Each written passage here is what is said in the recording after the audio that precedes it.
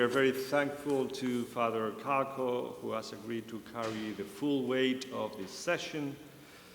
Father Kako is an Indian Jesuit from the Ranchi province. He's a lecturer of moral theology here at the Gregorian University. We are colleagues in the Department of Moral Theology. His areas of interest, study, and research are ecological ethics and communication ethics. He is the coordinator of the Joint Diploma in Integral Ecology, an inter-university diploma program envisaged and conducted by the professors from different pontifical universities and Athenaeums of here in Rome. Today's theme is focused on 7 salient points: interconnectedness as the soul of universal fraternity, global ethics of collaboration, common ethical dictum enunciated in the Golden Rule, path to universal fraternity as dialogue and culture of encounter, 2 Indian ethos of universal fraternity, Vasudhaiva Kutumbakam, universe as one family, and Atithi Devo Bhava, guest, visitor considered as God, and Fratelli Tutti and future prospects. The title of the conference is Fratelli Tutti, an ethical paradigm for universal fraternity. As I said, we are very grateful to Father Kako to be here with us and to carry the full weight of today's conference. So please, Father Kako, the word to you. Good evening to you all, and thank you very much, Father Diego Alonso Laceres, for your presentation. Following the previous themes, today we are going to proceed further on our discussion on an ethical paradigm for universal fraternity, that is more from a moral and ethical perspective. So I am going to follow on the PowerPoint some of the points which you will not be able to follow, you can see on the screen. As part of the introduction, I will present some ideas and reflections of Pope Francis, why he has been continuously presenting to us reflections on the burning issues of the contemporary world. So as we see, the hallmark of the papacy of Pope Francis has been his persistent efforts and inexorable courage to address the issues that touch the grassroots realities of the contemporary human life, dignity, full flowering of the interdependent relationships, and a harmonious coexistence in our common home. Love, mercy, compassion, forgiveness, and reconciliation form the integral and constituent parts of his thoughts, reflections, discourses, and actions. And poor, destitute, migrants, interreligious dialogue, culture of encounter, and care for creation are his favorite themes. His groundbreaking encyclical letter, Laudato Si, on care for our common home, challenges and guides the entire humanity to hear both the cry of the earth and cry of the poor. His latest encyclical letter, Fratelli Tutti, on fraternity and social friendship, acknowledges the dignity of each human person and aims to make a concrete contribution toward the rebirth of universal aspirations to fraternity, that is brotherhood between all men and women. It intends to promote true beauty of authentic human existence, which is stronger than death when it is built on true relationships and bonds of fidelity.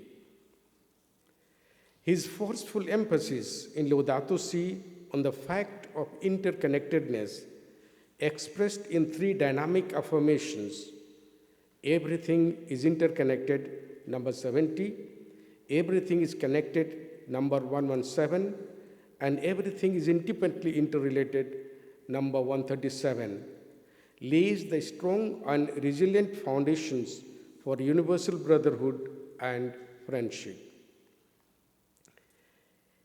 Elaborated in 8 chapters and 287 paragraphs, Fratelli Tutti leads the way to the universal fraternity and social friendship by inviting all people of goodwill as a single human family to open wide the doors and to build bridges to welcome, protect, promote, and integrate all vulnerable, the poor, the abandoned, the infirm, and the outcast.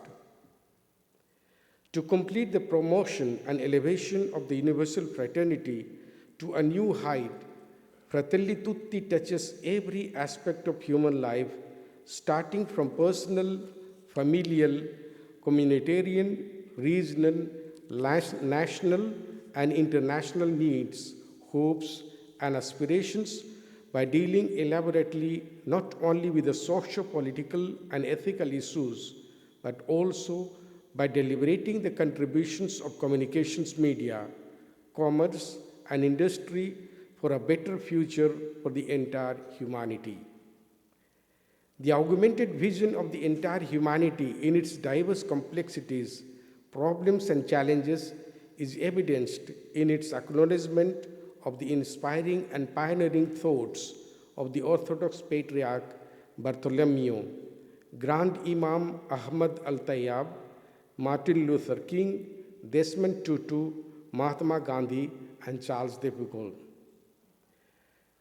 A careful analysis of the interconnectedness, golden rule, and the Indian ethos of Vasudhaiva Kutumbakam, that is, universal brotherhood, and Atithi Devo Bhava, a guest represents God, articulates an ethical paradigm which guides the way to nurture universal fraternity.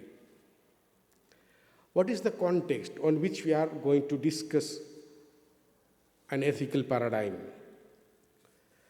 Fratelli Tutti presents a systematic, ambitious, vibrant, and audacious vision of a better future to the contemporary world, which is being fragmented by increasing gap between haves and have-nots, rich and poor, socio-political disparity, religious cultural fundamentalism, conflicts, wars, and gradual rise of a new political tyranny in various countries.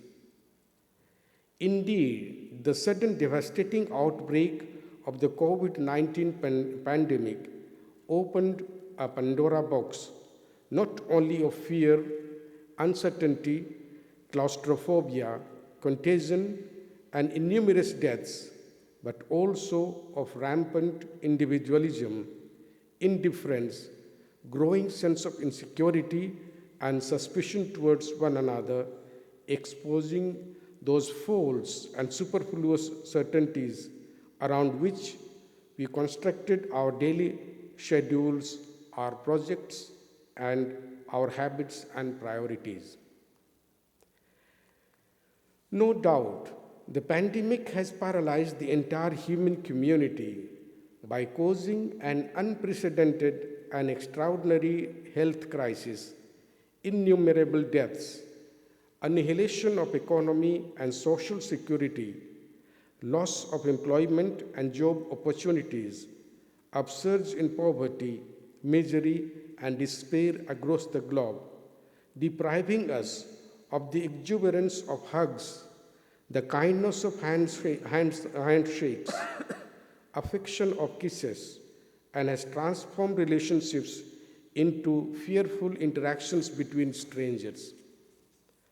However, the global response has demonstrated the human ability to struggle, collaborate, and work together as one community to resolve the issues that challenge and threaten the integral well-being of the entire humanity. The pandemic has also taught a great lesson to us that by focusing collectively on our planetary health, we can ensure that we are better prepared for the next inevitable health crisis in the future. Such hope, founded on mutual support and collaboration, is enunciated in Laudato Si. The Creator does not abandon us. He never forsakes His loving plan or repents of having created us. Humanity still has the ability to work together in building our common home. The pandemic has revealed once more the ineluctable and blessed awareness that we are part of one another, that we are brothers and sisters of one another.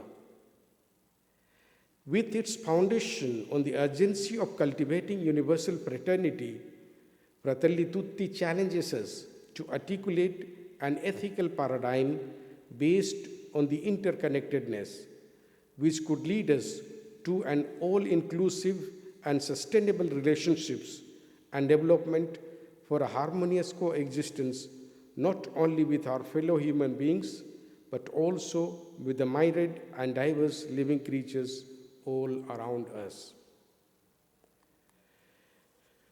Let us take the first point, soul of universal fraternity. I put it on interconnectedness, because that is the one on which we build the universal fraternity, the connectedness between brothers and sisters, men and women, and even with the entire creation.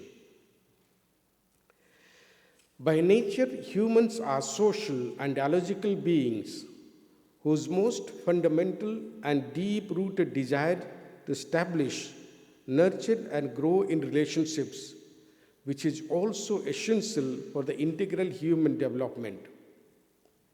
Such important human characteristic is brought out emphatically in the axioms. Everything is interconnected, everything is connected, and everything is intimately interrelated, which are followed by a soul-searching, powerful observation. If everything is connected, it is hard to imagine that this global disaster is unrelated to our way of approaching reality, our claim to be absolute masters of our own lives and of all that exists. In a positive note, the COVID-19 outbreak has shown in a vivid and profound manner that the entire humanity is a closely tied community with a shared future, and only as one community we can collaborate in communion with one another to tackle various challenges and crises that threaten the integral human well-being, and that of our common home. One of the famous Marian hymns in English says, "No one can live as an island," which reflects a 7th century scintillating poem written by John Donne, which says, "No man is an island entire of itself. Every man is a piece of the continent, a part of the main. Any man's death diminishes me, because I am involved in mankind, and therefore never send to know for whom the bell tolls. It will toll also one day for thee." Definitely, we cannot live without relating to our fellow human beings and surrounding ambience. Our common home provides us with a fundamental conduit for relationship, which is built on interpersonal contacts and interactions, with a firm conviction that human life is grounded in 3 fundamental and closely intertwined relationships: with God, with our neighbor, and with the earth itself. The contemporary rapid advance in science and technology, particularly the spectacular development of the communication technology, has turned the world into a global village and enhanced enormous increase in interconnectedness. which points to the relational dimension of every human person. It is through relationships that we move forward toward full human growth and development. Without relationships, we cannot become. To be totally devoid of relationships, to be completely shut off, to be totally isolated, runs contrary to human need and health. It is to frustrate the fundamental truth of being human. So I would repeat what it says very clearly. Without relationships, we cannot become. To be totally devoid of relationships, to be completely shut off, to be totally isolated, runs contrary to our innate nature and contrary to human need and health. Indeed, human life flourishes and reaches its fullness in communion with others, in a harmonious relationship with other forms of life. As social and dialogical beings, our life does not belong only to each one of us, but also to family members, friends, and community. Every time someone dies, an entire world disappears and is lost forever. Such deeper sense of being related and interconnected with fellow human beings proves to be the soul of the universal fraternity. Second point, and in the golden rule as an indicator to the universal fraternity. I'll start from the Gospel according to Matthew chapter 7 verses 12, which says, "Do to others whatever you would have them to do to you. This is the law and the prophets." It's a kind of summary how we are going to behave us and behave in front of the others. The golden rule enunciated in Matthew's Gospel is perhaps humanity's most familiar ethical dictum and the rule of conduct. Intimately connected with the love commandment, love your neighbor as yourself, it is and it will remain an indisputable impetus to the universal fraternity. It is also stated negatively, as in the Aramaic saying assigned in the Babylonian Talmud, that is Balbi Shabbat 31a 1:12, to the 1st century BC Jewish sage Hillel, who reformulated Leviticus 19:18, the rule of reciprocal love in terms of action, don't do, rather than attitude, love your neighbor. He says, "What is hateful to you, do not do your fellow human." This is the entire Torah, and the rest is commentary. Go and study. A genuine spirit of universal fraternity always seeks the integral well-being of others and directs the path to approach them to help them become ever more fully themselves.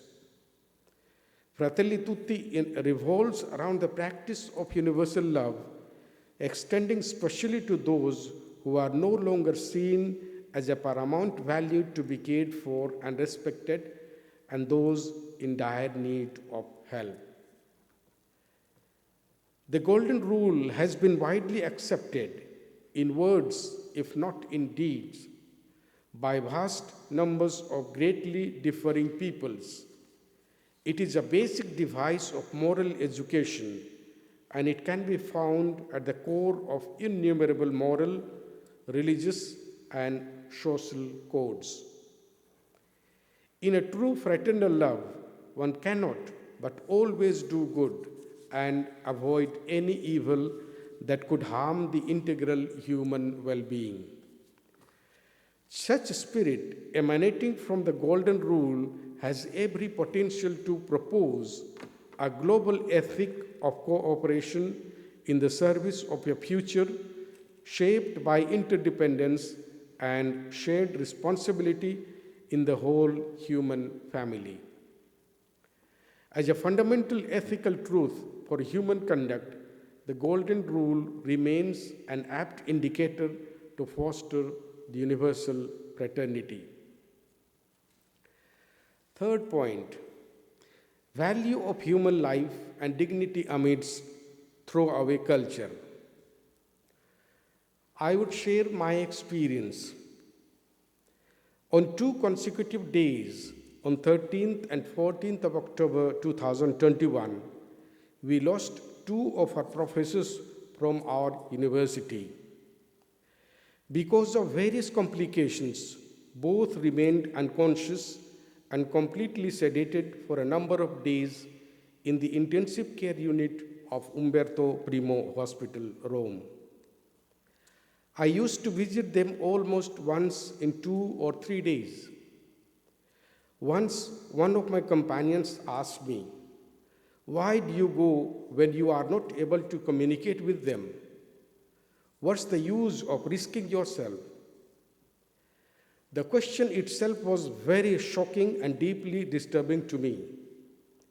My immediate reaction was, is it humane or ethical to leave them just lying on the sick bed because there does not seem to have any hope, just because they cannot act or react? Fratelli Tutti lauds the value of each human life and challenges us to rethink our styles of life, our relationships, the organization of our societies, and above all, the meaning of our existence. By isolating the sick, the elderly, and the disabled, leaving them in the care of others without the closeness and concern of family members, we disfigure and impoverish the family itself. Such actions also reverberate the growing throwaway culture permeating now every dimension of personal as well as community life. It would be apt to cite the words attributed to Friedrich Nietzsche. He says, "Alas, the faith in the dignity and uniqueness of man is a thing of the past. He has become an animal. He who was, according to his old faith, a child of God, now he is slipping faster and faster away from the center into what? Into nothingness." The ethical dictum of Fratelli Tutti challenges us to feel compassion at the outcry of the poor, to weep for other people's pain, and to feel a need to help them as though all this were not someone else's responsibility, but our own and ours alone. Fourth point, path to universal fraternity, dialogue, and culture of encounter. Our contemporary world is pluralistic in every sense. In an age of differences and diversity of cultures, languages, religions, traditions, and practices, dialogue is an effective instrument to know and to interact with the other. I'm putting between the inverted commas, with an objective of dispelling the misconceptions, fear and suspicion, prejudices and xenophobia, and thus fostering the universal fraternity. Almost all religious and cultural traditions narrate the story of one world being created by God or a divine being. However, the human folly has divided the world into many worlds: first world, second world, third world, fifth world, and created a clear division between we and they, us and them, ours and theirs. Fratelli Tutti enlightens the path to to the universal fraternity by inviting all to an authentic dialogue and to a culture of encounter, which is both a mode of human life and a manifestation of the dialogical reality of all human life.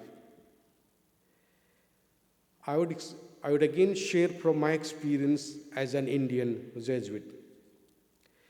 In a pluralistic context of Indian society, which thrives on unity in diversity amidst different socio-cultural and religious traditions and practices, two instruments, namely the interreligious dialogue and a culture of encounter, they yield desired fruit of solidarity, fraternity, and social relationships.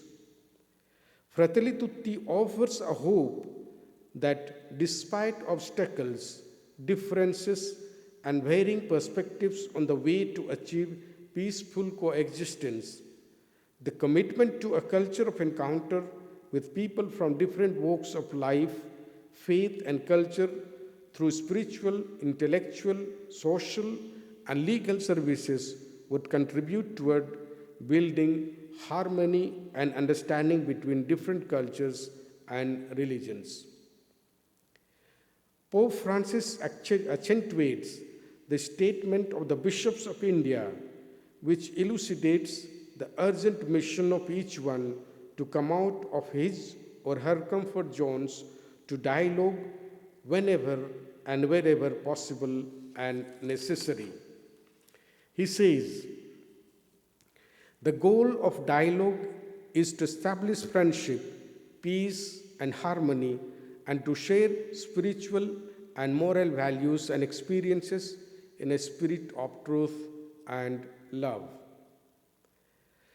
One of the fundamental elements for an authentic dialogue is the sincere desire to know who are the others, because dialogue is not possible in abstract.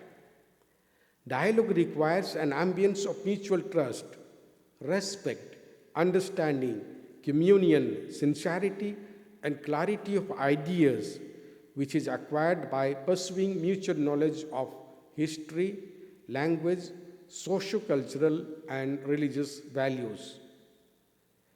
An authentic dialogue helps us to see the beauty and wisdom of the other and plays a vital role in enriching one's culture, values, and practices.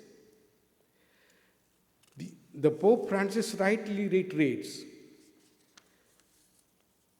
the ability to sit down and listen to other typical interpersonal encounters is paradigmatic of the welcoming attitude shown by those who transcend narcissism and accept others, caring for them and welcoming them into their lives. Such openness, transparency, and enlarged vision of the actual pluralistic world help create a just and appealing ethical vision of the ethical structure, generates an interest for a dialogical interaction with others who hold different perspectives, ideas, socio-cultural, religious, and ethical values. Laudato Si presents the image of a polyhedron to represent a society where differences coexist, complementing, enriching, and reciprocally illuminating one another, even amid disagreements and reservations. And therefore, what is urgently needed in fostering universal fraternity is continuous and constant interaction and dialogue with others, which eventually opens up the possibility of having new relations, of creating communion and fraternity. We cannot but highlight the vital role of the current social media in promoting or destroying social amity and universal fraternity by providing all viable platforms for dialogue and encounter of cultures, religions, and values. The immense possibility of sharing one's ideas, views, and information without any physiological or geographical barrier also generates huge possibilities of creating networks of social harmony, amity, and the sense of belongingness to the one and the same human family. At the same time, however, social media are also playing a pivotal role in sowing seeds of discord, hatred, suspicion, division based on socio-cultural, linguistic, and religious lines by spreading false or distorted news, misinformation, and are spearheading conflicts in the name of culture, creed, race, and ethnicity. Definitely, social media function as a double-edged sword. A prudent use can build and foster fraternity, help us to feel closer to one another, creating a sense of unity of the human family, which in turn can inspire solidarity and serious efforts to ensure a more dignified life for all. And an imprudent use can create confusion, mistrust, and hatred, and thus hamper social amity and universal fraternity. Reverberation of Fratelli Tutti with Vasudhaiva Kutumbakam, one of the famous Indian ethos. Fratelli Tutti finds a strong reverberation with the Indian ethos of Vasudhaiva Kutumbakam, that is, the entire universe is a family. A philosophy which fosters an understanding that the whole world is one family. As an all-pervading principle of the fundamental unity and interconnectedness of all humans, as well as non-human beings on the face of the earth, Vasudhaiva Kutumbakam brings to the fore unequivocally and substantiates the core message of both Laudato Si, that is, everything is interconnected, number 70, and Fratelli Tutti, children of the same earth, which is our common home, number 8.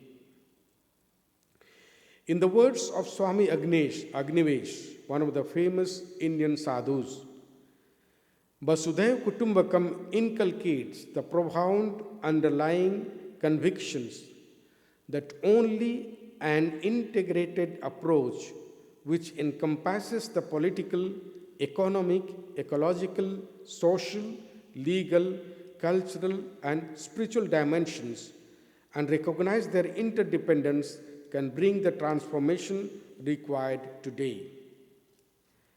Reverberating the prevailing Indian spirit of the universal brotherhood enunciated in Vasudhaiva Kutumbakam, Paul VI had invited the members of non-Christian religious leaders during his apostolic visit to India on 3rd November 1964 to work together to build the common future of the entire human race, and praised the rich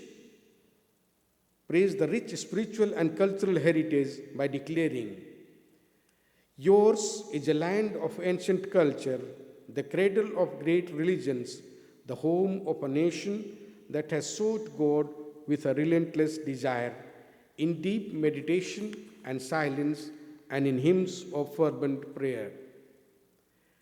The central teaching of Fratelli Tutti, aimed at promoting and strengthening fraternity and social friendships, finds an adequate and fertile ground in the Indian pluralistic society, noted for its multicultural, multilingual, multi-ethnic, and multi-religious context.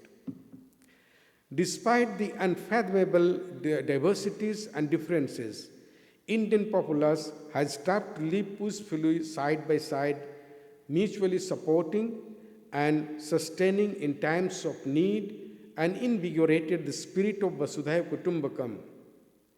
In the present fast evolving scenario of rising instance of instances of a myopic, extremist, resentful, and aggressive nationalism and the gradual loss of the social sense under the guise of defending national interests, the spirit of Vasudhaiva Kutumbakam and the teachings of Fratelli Tutti become all the more relevant and indispensable.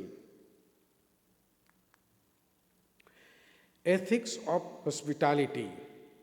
In Sanskrit it says Atithi Devo Bhava, that is, a guest or a stranger is equivalent or he represents God Himself.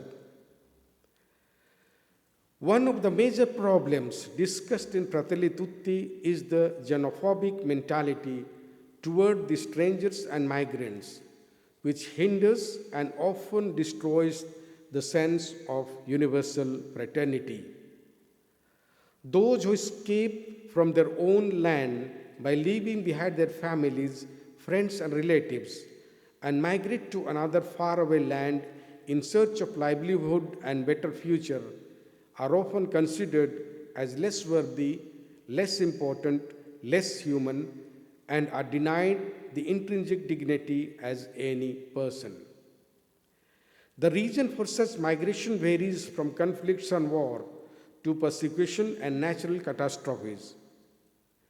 The cultural values and religious heritage can play a vital role in defending the centrality of human person and in finding a right balance between the twofold moral responsibility of protecting the rights of one's own people and that of assuring assistance and acceptance to strangers and migrants.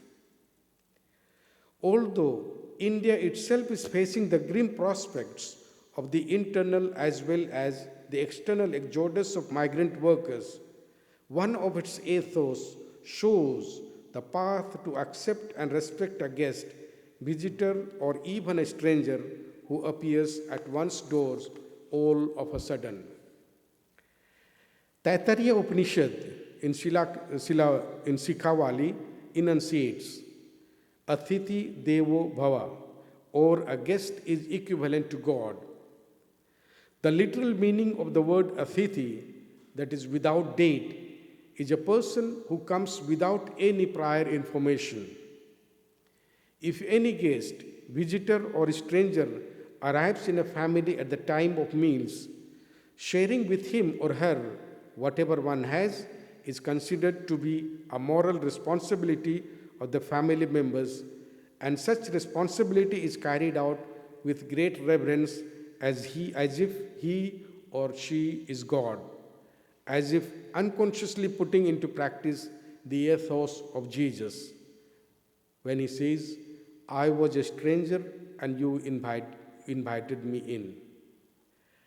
This particular ethos resembles the figure of the Good Samaritan dealt extensively in chapter 2 of Fratelli Tutti, who stops along the way to help the wounded stranger in dire need of help and departs without expressing any recognition or gratitude. The spirit of Atithi Devo Bhava is gradually evaporating from the Indian mindset because of the growing city culture. Nonetheless, the unannounced guests and visitors are still received with great respect and joy in the traditional families. Final point, Fratelli Tutti and future prospects. The source of inspiration for Pope Francis to emphasize and promulgate Fratelli Tutti is Saint Francis of Assisi, who expressed the essence of fraternal openness that allows us to know, acknowledge, appreciate, and love each person, regardless of physical proximity, regardless of where he or she was born or lives. With these words, Pope Francis starts Fratelli Tutti. Therefore, despite the troubled waters of differences and divisions, Fratelli Tutti paves the way to be always attentive on the methodology of see, judge, and act, to see and study the ground realities, to analyze the situations, and to discern in the light of faith, to define a concrete course of action, because it is possible to find a means of serene, ordered, and peaceful coexistence, accepting our differences and rejoicing that as children of the one God, we are all brothers and sisters. Fratelli Tutti is a challenge to remodel our way of life, thinking, acting, reacting, relating to all those who come in contact with us, to dream and to work together as a single human family in our common home for a better future. We are invited to trade the path to fraternity and social friendship into the future, a path marked by a culture of dialogue and encounter. Such journey calls us to embrace the other, the desperate, afflicted, and wounded, lying on the road, not merely to work for the poor and vulnerable, but to identify ourselves with them, and finally, to build bridges, to break down walls, to sow seeds of reconciliation. In final analysis, Fratelli Tutti is a practical ethical paradigm and an efficacious instrument in the hands of all people of goodwill who aspire and dedicate their lives to create a civilization of love. Their goodwill is bound to succeed and yield hundredfold results if they keep their door wide open, to accept and respect all as the children of God in our common home, nurtured by the spirit of Vasudhaiva Kutumbakam. We'll conclude with these words from Fratelli Tutti number 217. What is important is to create processes of encounter, processes that build a people that can accept differences. Let us arm our children with the weapons of dialogue. Let us teach them to fight the good fight of the culture of encounter. Thank you.